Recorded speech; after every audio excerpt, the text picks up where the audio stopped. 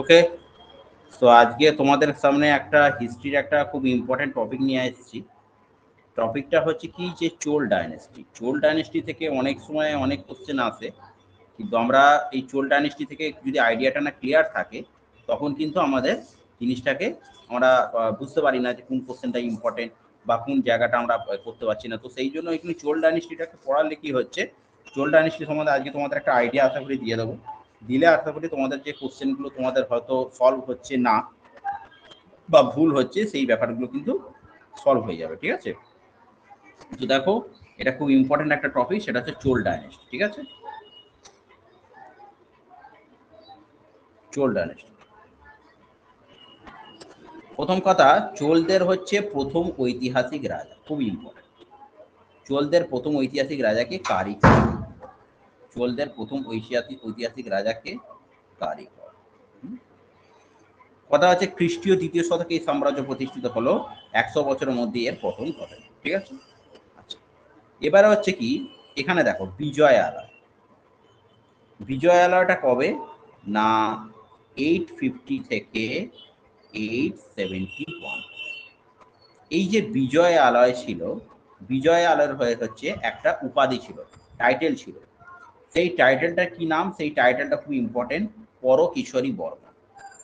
বিজয় আলয়ের যে টাইটেলটা ছিল তার নাম হচ্ছে পরকিশোরী বর্মন। ঠিক আছে, তাহলে চোলদের প্রথম ঐতিহাসিক রাজাকে, খুব ইম্পর্টেন্ট, চোলদের খুব ঐতিহাসিক প্রথম ঐতিহাসিক রাজাকে কারিকর।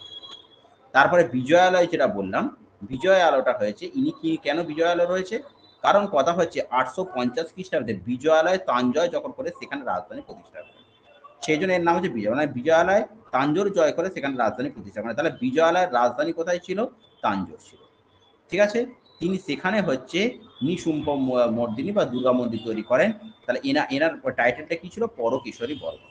তাহলে বিজয়ালয় হচ্ছে তাঞ্জোরে হচ্ছে রাজধানী ছিল, এনার টাইটেল ছিল পরকেশরী বর্মন। আর চোলদের প্রথম ঐতিহাসিক রাজা ছিল কে, কারিকর। ঠিক আছে, ক্লিয়ার হয়েছে? যেটা প্রথম চলে যে ইন্ট্রোডাকশনটা বললাম, ক্লিয়ার হয়েছে সবার কাছে? বলো। আচ্ছা, এবারে কথা হচ্ছে দেখো, প্রথম আদিত্য। ঠিক আছে, তাহলে বিজয়ালয়ের পুত্র হচ্ছে প্রথম আদিত্য। বিজয়ালয়ের পুত্র হচ্ছে প্রথম আদিত্য। এটা একটা কোশ্চেন আছে, প্রথম আদিত্যের তত্ত্বাবধানে কাবেরী নদীর তীরে প্রায় 108টি শিব মন্দির নির্মাণ করা হয়। তাহলে শিব মন্দিরগুলো হচ্ছে নির্মাণ করা হয় কার সময়, কার সময়, প্রথম আদিত্য। প্রথম আদিত্যর প্রথম হচ্ছে মানে who is the father of প্রথম আদিত্য, সেটা হচ্ছে কি বিজয় আলয়।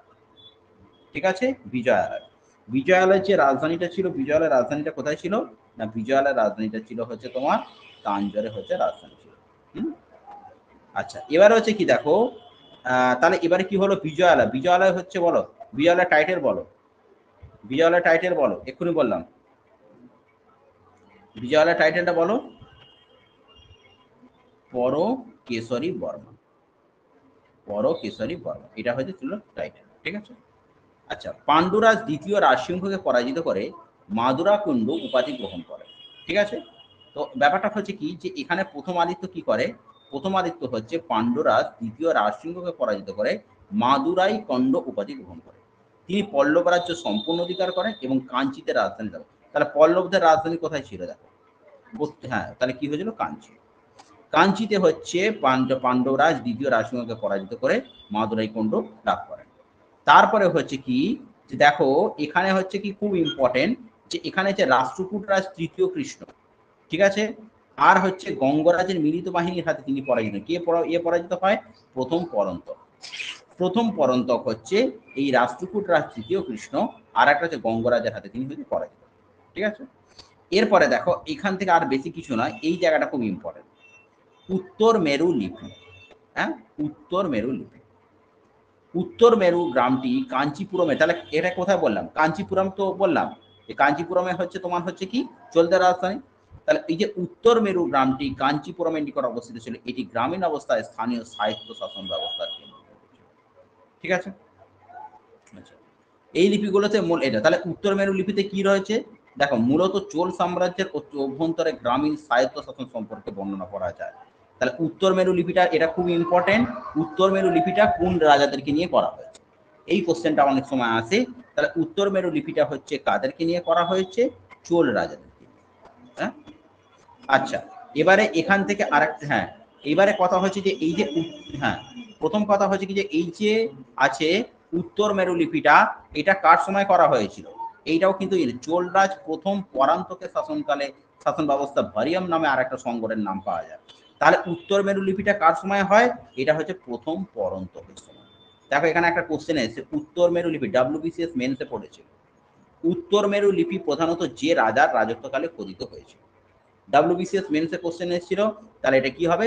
আনসার কি হবে? প্রথম পরন্ত। ঠিক আছে, তাহলে উত্তর মেরু লিপিটা কার সময় হয়েছিল? প্রথম পরন্তকের সময়।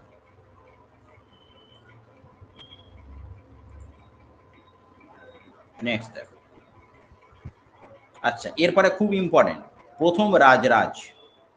এই কোশ্চেন থেকে, এখান থেকে অনেকগুলো কোশ্চেন আসে। হ্যাঁ, তো ব্যাপারটা হচ্ছে চোল সাম্রাজ্যের, দেখো চোল সাম্রাজ্যের প্রকৃত প্রতিষ্ঠাতা দ্বিতীয় পরান্তকের পুত্র প্রথম রাজরাজ। তাহলে চোল সাম্রাজ্যের যদি প্রকৃত প্রতিষ্ঠাতা বলা যায়, তাহলে সেটা কে? প্রথম রাজরাজ, ফার্স্ট রাজরাজ, ফার্স্ট রাজরাজ।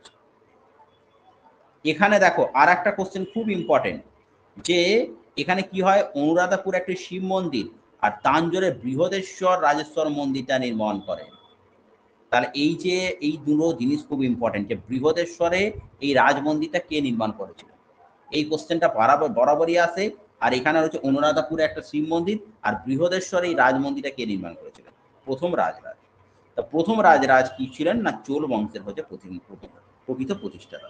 ঠিক আছে, আচ্ছা, চেবরাজ হচ্ছে রবি শর্মাকে পরাজিত করে চের রাজ্য অধিকার করে নেন, লাক্ষাদ্বীপ এবং মালদ্বীপ জয় করে নেন। এগুলো অতটা আসে না, কিন্তু এইটুকু তোমাদের জেনে রাখতে হবে যে চোল বংশের যদি বলা হয় প্রকৃত প্রতিষ্ঠাতা কে, না দ্বিতীয় পরান্তকের পুত্র হচ্ছে প্রথম রাজরাজ। তিনি হচ্ছেন মামুদি চোল। মানে কি রয়েছে দেখো, তিনি তিনটে শক্তিশালী গোষ্ঠী পাণ্ডব, চের আর চালুক্যদের পরাজিত করে সমগ্র দক্ষিণ ভারতে আধিপত্য বিস্তার পর শিবপদ শেখ উপাধি গ্রহণ করে। তার মানে প্রথম রাজরাজের উপাধি কি ছিল?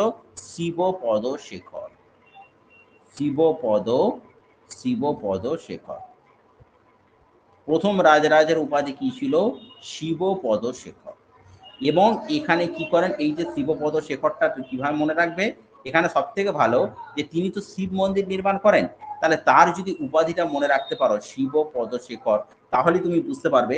তোমাদের যদি কোশ্চেনটা দেয় যে বৃহদেশ্বরে, ঠিক আছে, যে বৃহদেশ্বরে শিব মন্দিরটা কে নির্মাণ করেন, তখন আনসার তোমরা করে দিতে পারবে প্রথম রাজরাজ। হ্যাঁ, একটা হচ্ছে অনুরাধাপুরে একটা শিব মন্দির ছিল, আর একটা হচ্ছে বৃহদেশ্বরী শিব মন্দির ছিল তাঞ্জোরে।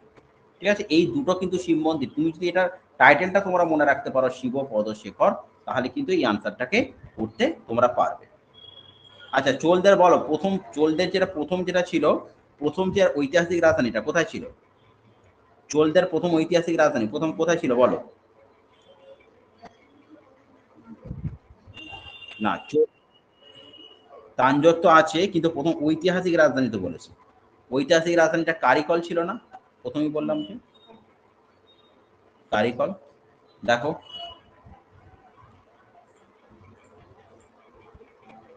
দেখো, চোলদের প্রথম ঐতিহাসিক মানে রাজা ছিলেন, ঐতিহাসিক রাজা বলি, ঠিক আছে, রাজ্য বলি, ঐতিহাসিক রাজা ছিল হচ্ছে কারিকল।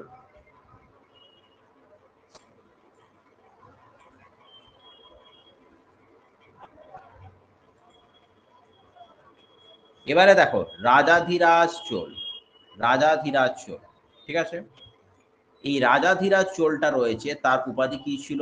বিজয়া রেতেন্দ্র। তাহলে চোল বংশের প্রথম প্রতিষ্ঠাতা হচ্ছে কি রয়েছে? প্রথম হয়ে গেল রাজরাজ, প্রথম রাজরাজ। এরপরে হচ্ছে রাজাধিরাজ চোল। প্রথম রাজেন্দ্র চোলের পরে সিংহাসন আরোহণ করেন তার পুত্র রাজাধিরাজ চোল।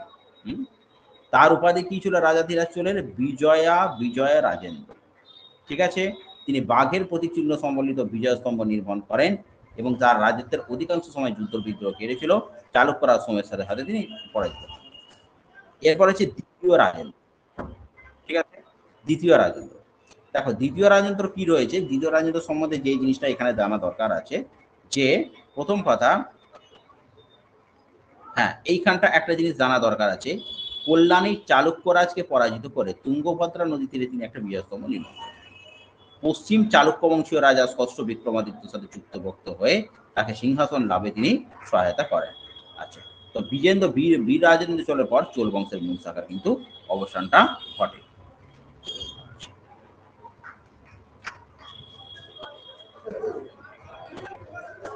আচ্ছা, এবারে প্রথম কুলতুঙ্গ, তিনি হচ্ছেন চোল চালুক্য বংশের শ্রেষ্ঠ শাসক। যদি বলা হয় চোল বা চালুক্য বংশের হচ্ছে শ্রেষ্ঠ শাসক, চোল বা চালুক্য বংশের শ্রেষ্ঠ শাসকটা কে রয়েছে না, চোল চালুক্য বংশের শ্রেষ্ঠ শাসকটা হচ্ছে প্রথম হচ্ছে কুলতুঙ্গ। ঠিক আছে, কুলতুঙ্গ। এর সময় একটা কি হয় দেখো, সিংহলটা যেটা রয়েছে, এই সময় যে সিংহলটা স্বাধীন হয়ে যায় এবং ৭২ জন ব্যবসায়ীকে পাঠান। তারপর শ্রী বিজয় রাজ্যের সঙ্গে সুসম্পর্ক বজায় রেখে তিনি সঙ্গম তাবির উপাধি প্রাপ্ত হন। তাহলে এই উপাধিগুলো কিন্তু কিছু কিছু অনেক সময় আসে। সঙ্গম তাবির উপাধিটা কে ছিল? সঙ্গম তাবির মানে যে উপাধিটার নামটা ছিল রয়েছে তোমার সঙ্গম তাবির। ঠিক আছে, এই সঙ্গম তাবির উপাধিটা কার ছিল না, সঙ্গম তাবির উপাধি ছিল প্রথম কুলতুঙ্গ। এবং কথা হচ্ছে কি, চোল এবং চালুক্য বংশের শ্রেষ্ঠ যেটা শাসক রয়েছে প্রথম হচ্ছে কুলতুঙ্গ। ঠিক আছে, আচ্ছা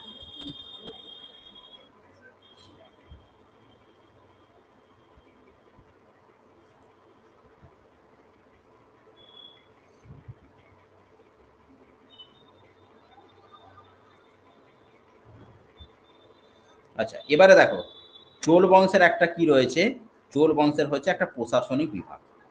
চোল বংশের হচ্ছে প্রশাসনিক বিভাগ।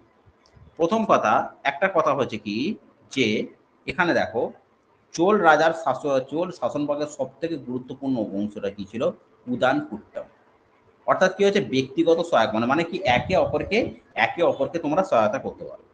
উদান কুট্টম যেটাকে বলা হয়ে থাকে উদান কুট্টম, উদান কুট্টমটা কি রয়েছে যে একে অপরকে তোমরা সহায়তা করতে পারো। ঠিক আছে, আচ্ছা আমাদের একটা কথা তোমরা এক্ষুনি বলো যে এই যে আমি বললাম যে যে শিব মন্দিরটা কে নির্মাণ করেছিল, বৃহদেশ্বরে, বৃহদেশ্বরে যে শিব মন্দিরটা কে নির্মাণ করেছিল বলো, বৃহদেশ্বরের শিব মন্দিরটা কে নির্মাণ করেছিল?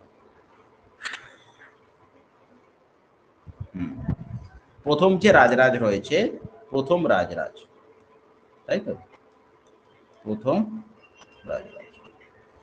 তো প্রথম রাজরাজ কি করেছিল, বৃহদেশ্বরে শিব মন্দিরটা নির্মাণ করেছিল। এবার আমাকে বলো এই প্রথম রাজরাজের টাইটেল কি ছিল, উপাধি কি ছিল বলো।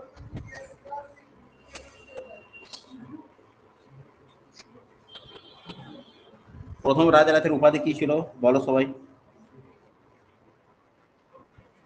Shibapada Shekhar, yes very good. Shibapada Shekhar. এবার এটাও বলো যে চোল বংশের, ঠিক আছে, চোল বংশের, চোল বংশের কি প্রকৃত প্রতিষ্ঠাতা, চোল বংশের প্রকৃত প্রতিষ্ঠাতা কে?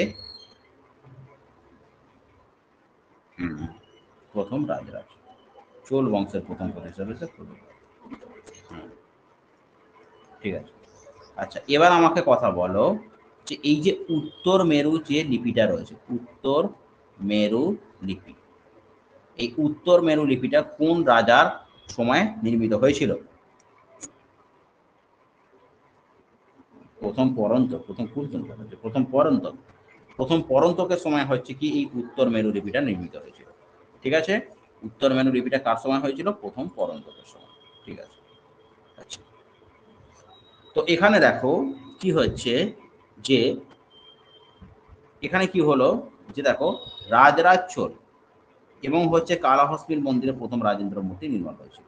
আচ্ছা, এখানে আরো অনেক কিছু বিভাগ ছিল, এগুলো এগুলো এক একটা বিভাগ রয়েছে। যেমন ধরো মারায়ণ বলে একটা বিভাগ রয়েছে, সেখানে কি রয়েছে, সামরিক এবং মানে যেগুলো ডিফেন্সের যেগুলো রয়েছে। মারায়ণ বলে যে বিভাগটা রয়েছে সেই বিভাগটা কি ছিল, যেগুলো ডিফেন্সের কাজ করতো, মানে যারা ডিফেন্স মানে সামরিক বা অসামরিক বিভাগের যেগুলো কিছু উচ্চপদস্থ কর্মচারীরা রয়েছে তারা সেটাকে নিয়ে থাকতো। তারপর হচ্ছে অরোইয়ান, অরোইয়ান কি ছিল না, যারা অসামরিক কাজে কিছু পুরুষ ছিল এরকম। তারপর হচ্ছে তোমার এরকম মৃগবেট্টি বলে এরকম কিছু কিছু অনেক কিছু আছে। আচ্ছা, চোল রাজবংশের এটা একটা আছে, চোল রাষ্ট্র ব্যবস্থার ভিত্তি কি ছিল, গ্রাম। হুম? তাহলে চোল রাষ্ট্র ব্যবস্থার কি ভিত্তিটা ছিল? চোল রাষ্ট্র ব্যবস্থার প্রথম ভিত্তিটা ছিল হচ্ছে গ্রাম। 4 ধরনের গ্রাম ছিল। আদিবাসীরাই বাস করতেন। ঠিক আছে? একটা হচ্ছে হ্যাঁ, 4 ধরনের গ্রাম ছিল। প্রথম যে গ্রামটা রয়েছে সেখানে শুধুমাত্র আদিবাসীরা বাস করত। সেখানে কিন্তু ব্রাহ্মণরা কোনোভাবে বসবাস করত। তারপরে একটা গ্রাম ছিল যেখানে কি হতো মঙ্গলম বা ব্রাহ্মণ, মানে সেখানে ব্রাহ্মণরা বসবাস করত। তাহলে প্রথম একটা চোল রাষ্ট্র ব্যবস্থার প্রথম ভিত্তিটা কি ছিল? গ্রাম। গ্রামটা কি হয়েছিল 4 ধরনের। প্রথম গ্রামে কি হতো না, যারা আদিবাসীরা ছিল তারা বাস করতো। দ্বিতীয় গ্রামে কি হতো? শুধুমাত্র ব্রাহ্মণরা বাস করতো। তৃতীয় গ্রামটা কি হতো? মিশ্র গ্রাম ছিল। আর 4 নম্বরটা হচ্ছে কিলো ব্যবসায়ী বা বাণিজ্যিকদের গ্রাম। ঠিক আছে? তাহলে টোটাল হচ্ছে 4 ধরনের গ্রাম হচ্ছে চোল সাম্রাজ্যের সময় ছিল। একটা গ্রামটা কি রয়েছে না, যেখানে হয়তো শুধুমাত্র আদিবাসীরাই বাস করতো। তারপর দ্বিতীয় গ্রামটা কি হতো? শুধুমাত্র ব্রাহ্মণরা বাস করতো। আর তৃতীয় গ্রামটা কি ছিল? মিশ্র গ্রামটা ছিল। আর 4 নম্বর যে গ্রামটা ছিল হচ্ছে শুধুমাত্র ব্যবসায়ী বা বাণিজ্যের গ্রাম ছিল। তাহলে চোল রাষ্ট্র ব্যবস্থার যে মূল ভিত্তিটা কি ছিল না, গ্রাম ছিল।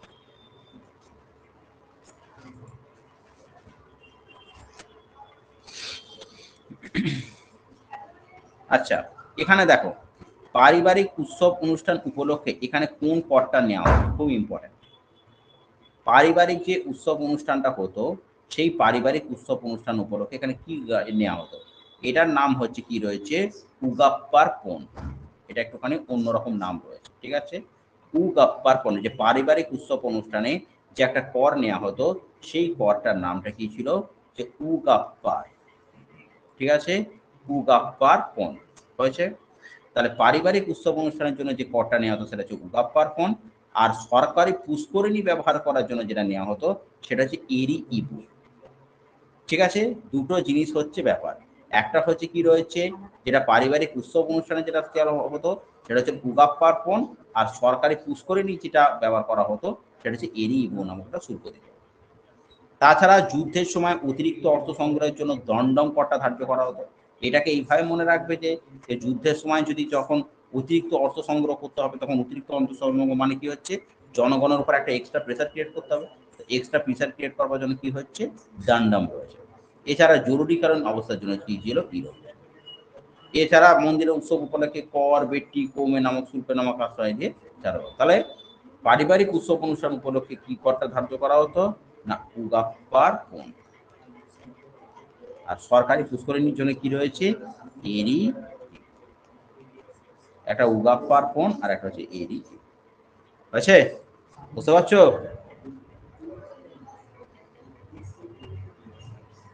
ঠিক আছে?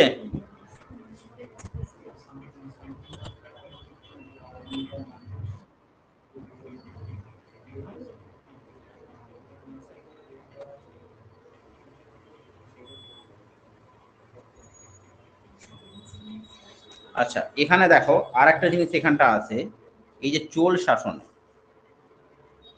এই যে জায়গাটা কি আছে, চোল শাসনে কি রয়েছে? চোল শাসনে হচ্ছে দ্রাবিড় বা দক্ষিণ ভারতীয় স্থাপত্য কলা শীর্ষে পৌঁছায়। তাহলে কোন স্থাপত্য কলা শীর্ষে পৌঁছায়? দ্রাবিড় বা দক্ষিণ ভারতীয়। দ্রাবিড় বা দক্ষিণ ভারতীয় স্থাপত্য কলা শীর্ষে পৌঁছায়। এই শিল্পের প্রধান বৈশিষ্ট্যটা কি রয়েছে? বিমানটা তৈরি করা হয়েছে। ঠিক আছে? এটা কি রয়েছে? বিমানটাকে। তাহলে এখানে চোল শাসনে কোন ধরনের ভাস্কর্যটা স্থান পায়? সেটা হচ্ছে কি দ্রাবিড় শিল্পকলা। দ্রাবিড় শিল্পকলাটা হচ্ছে এখানে সব থেকে বেশি করে স্থান পায়। প্রধান বৈশিষ্ট্য কি শিল্পের? বিমানটাকে তৈরি করা। মন্দিরের উপরে ধাপযুক্ত পিরামিডের অংশ তো বিমান। পরবর্তীকালে চোল শিল্পে বিমান তৈরির পরিবর্তে গোপুরম তৈরিতে অধিক গুরুত্ব দেওয়া হয়। পরবর্তীকালে চোল শিল্পে তখন আর বিমানটা তৈরি হয় না, বিমান তৈরির পরিবর্তে কি করা হয়েছে, গোপুরম তৈরিতে হচ্ছে অধিক গুরুত্বটা দেওয়া হয়। এবারে দেখো আদি পর্বের চোল স্থাপত্যের কিছু নিদর্শন এখানে রয়েছে। কি কি নিদর্শন রয়েছে? যেমন ধরো বিজয়ালয় চোলেশ্বর মন্দির, কুম্ভকাননের নাগেশ্বর মন্দির, হ্যাঁ, এগুলো। তাহলে চোলেশ্বর মন্দিরটা কি রয়েছে? বিজয়ালয়। ঠিক আছে? বিজয়ালয় চোলেশ্বর মন্দির, তারপর হচ্ছে তিরকট্টলে সুরেশ্বর মন্দির, এরকম করে কিছু কিছু রয়েছে। ঠিক আছে? তাহলে বলো চোল শাসনে হচ্ছে কোন শিল্পকলাটা হচ্ছে সব থেকে বেশি প্রাধান্য পায়? চোল শিল্পকলার মধ্যে কোনটা সব থেকে বেশি প্রাধান্য পায়?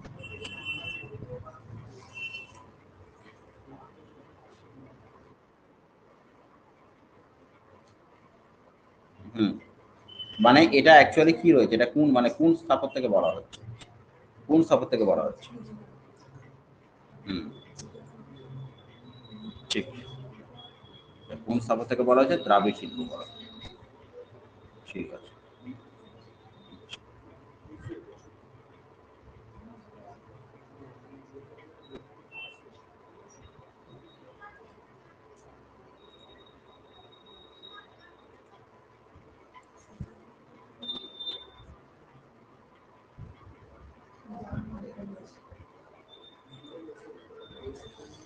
আচ্ছা, এবারে বলো করটা কি কি ধার্য করা হতো, কি কি কর ধার্য করা হতো বলো, চল শিল্প করার জন্য কি কি কর ধার্য করা হতো?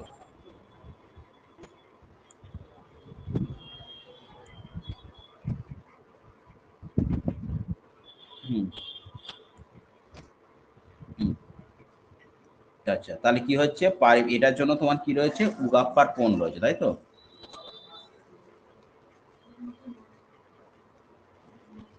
উগাপ্পার পণ রয়েছে। আর একটা কি হচ্ছে, সরকারি সরকারি পুষ্করিণীর জন্য ইউজ করা হতো,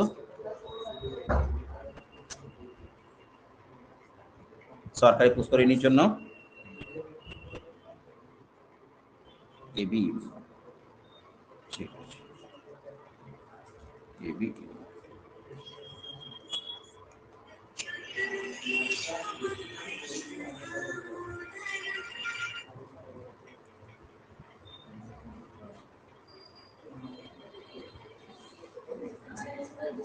আচ্ছা, এবারে বলো চোলদের সময় যে গ্রামটা ছিল, সেই গ্রামটাকে কটা ভাগে ভাগ করা হতো? চোলদের সময় যে গ্রামটা, হ্যাঁ, কি কি, হ্যাঁ, হ্যাঁ, কি কি, প্রথম গ্রামে কারা কারা থাকতো? হুম,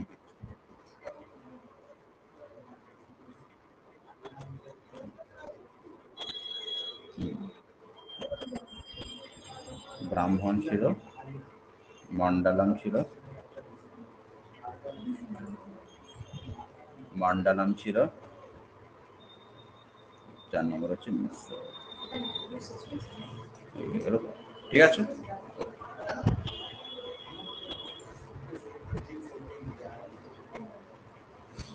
আচ্ছা দেখো, এটা এটা এটা আর একটা জিনিস জেনে রেখে দাও, যে এই যে বৃহদেশ্বরের মন্দির, বৃহদেশ্বর মন্দির বা রাজরাজেশ্বর মন্দির, ঠিক আছে, বৃহদেশ্বর মন্দির বা রাজরাজেশ্বর মন্দিরটা কবে নির্মিত হয়েছিল? 1009 খ্রিস্টাব্দে।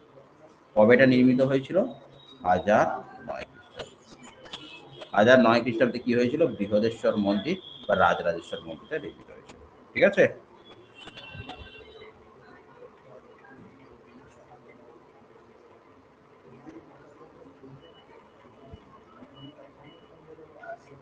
আচ্ছা, এখানে কি হচ্ছে, নটরাজ মন্দিরটা কোথায়, নটরাজ মূর্তিটা কার হচ্ছে?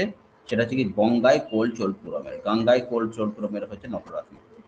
আর প্রথম রাজরাজের আমলে পশ্চিম নির্মাণ।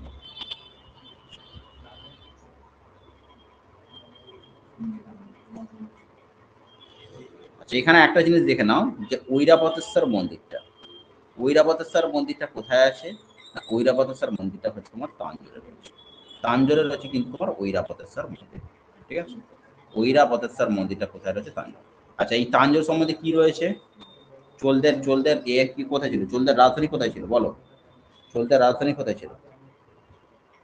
হুম, ঠিক আছে, ওকে, ঠিক আছে।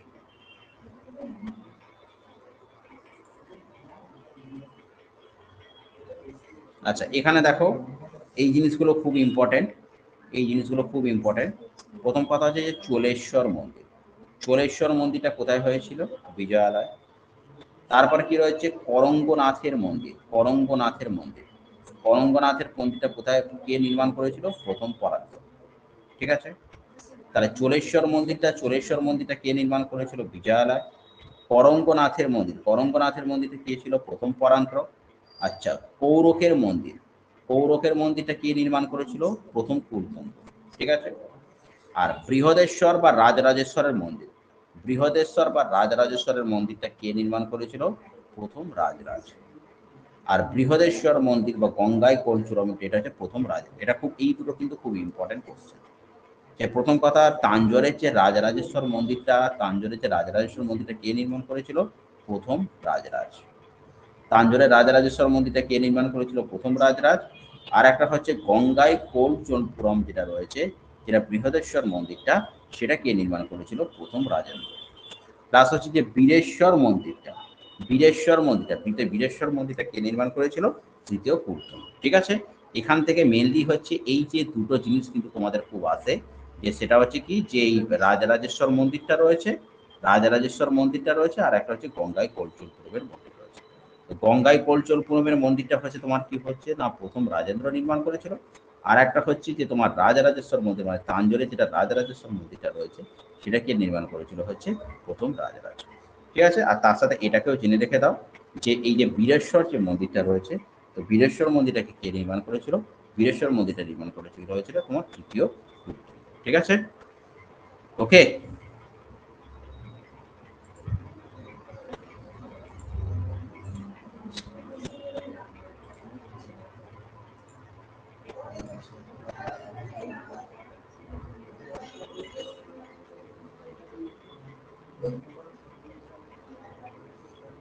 একে জেনে রাখবে, এই যে প্রথম রাজেন্দ্র চোলটা একে আর একটা নাম করা হয়, কি বলা হয়? গঙ্গা বিজেতাও বলা হয়। ঠিক আছে, এর উপাধি গ্রহণটা কি ছিল? গঙ্গা বিজেতা। গঙ্গা বিজেতা ছিল। ঠিক আছে, গঙ্গা বিজেতাও ছিল।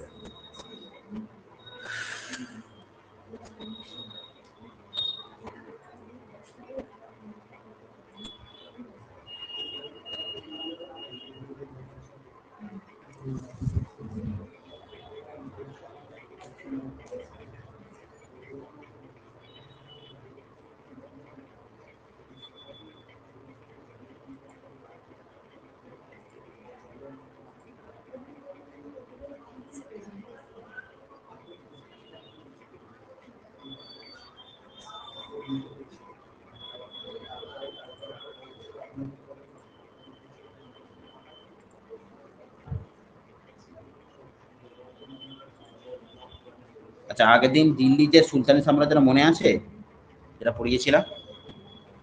দিল্লির সুলতানি সাম্রাজ্যটা, সুলতানি ডাইনেস্টিটা, মনে আছে কারোর?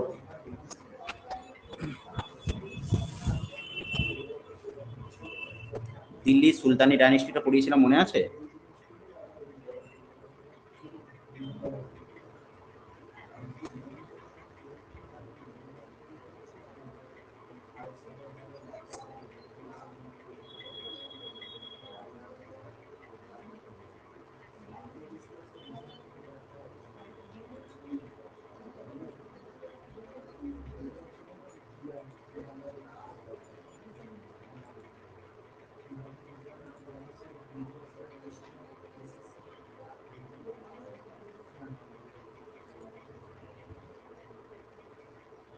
বলো তো, আগের বারে যেটা ছিল, দাস বংশ কত থেকে কত অব্দি বিস্তৃত ছিল বলো? দাস বংশটা কত থেকে কত অব্দি?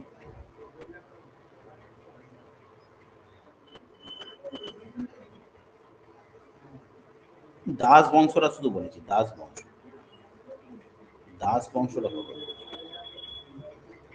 দাস বংশটা কত ছিল?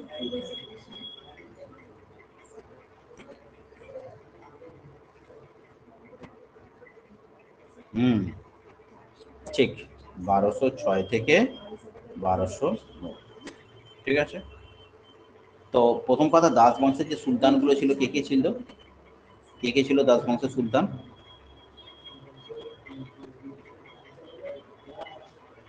কে কে হুম,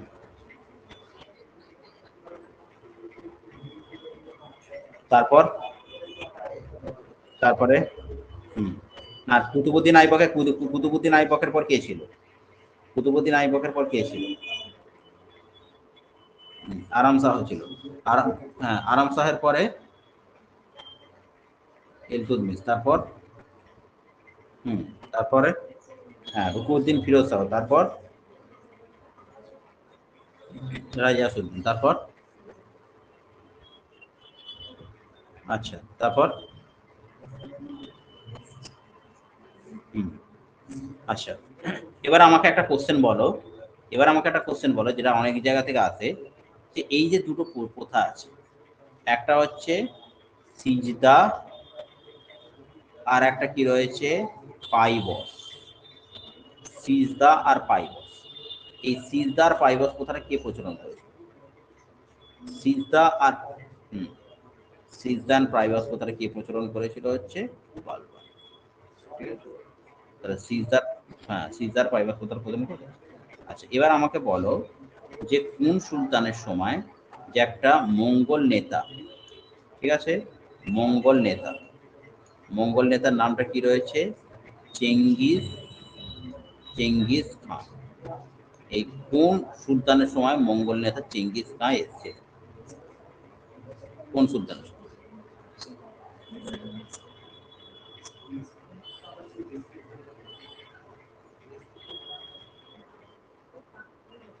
ইয়েস, ইলতুৎমিশের রাজত্ব। ঠিক আছে, ইলতুৎমিশের রাজত্বকালে হচ্ছে তখন হচ্ছে মঙ্গল নেতা হচ্ছে কি হচ্ছে চেঙ্গিস, চেঙ্গিস খান এসছে। ঠিক আছে, আচ্ছা এবার আমাকে বলো 40-এর চক্র, 40-এর চক্র কে প্রচলন করেছিল? 40-এর চক্র, 40-এর, আচ্ছা এবারে বল, আচ্ছা আর একটা কথা এবার আমাকে বলো যে ইকতা প্রথা, ঠিক আছে, ইকতা প্রথা কে প্রচলন করেছিল? ইকতা প্রথা, হুম,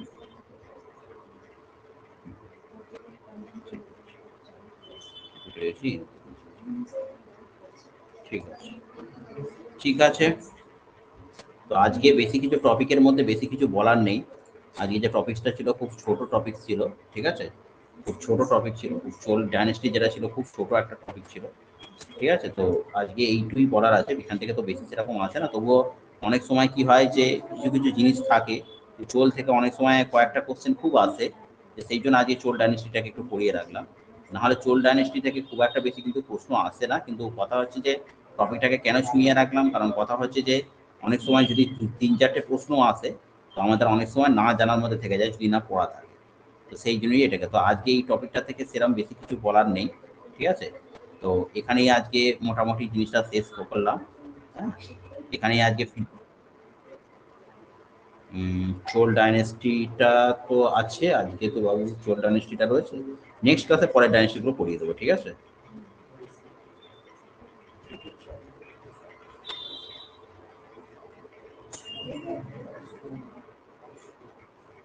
আজকেই দিয়ে দেবো, আজকে এত ছোটো জিনিস দিয়ে দেবো। ঠিক আছে।